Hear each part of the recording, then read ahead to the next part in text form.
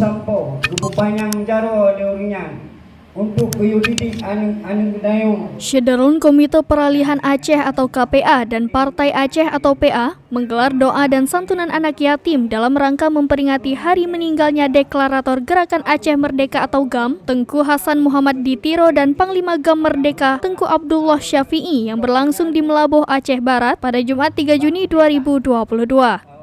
Ketua PA Aceh Barat, Samsi Barmi, kepada serambinews.com menyebutkan kegiatan ini merupakan salah satu wujud kepedulian mengenang tokoh perjuangan GAM. Dalam kegiatan tersebut juga hadir sejumlah anggota DPRK dan politisi partai lain yang ikut serta dalam kegiatan dan doa bersama. Sekjen PA Aceh Barat, Nyak Hasan atau Yahnong menyebutkan, santunan diberikan kepada anak yatim sebanyak 100 orang yang berasal dari Kecamatan Johan Pahlawan dan Merebo. Kegiatan ini juga sebagai ajang silaturahmi antar para pengurus KPA dan PA yang berada di daerah wilayah Aceh Barat.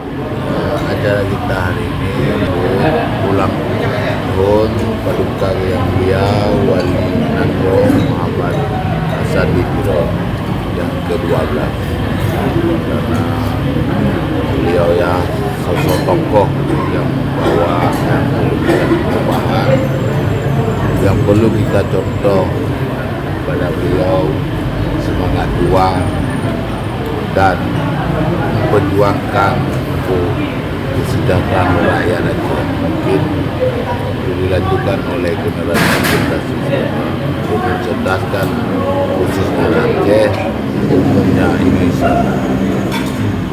Oh ya Pak, ini untuk pertama kali ya? Ya, kalau pada Aceh memang setiap kegiatan hari ini selain doa bersama, semoga almarhum beliau dirahmati dan kita memberikan santunan anak yatim. Dari Melaboh, Sa'dul Bahri, Serambi On TV.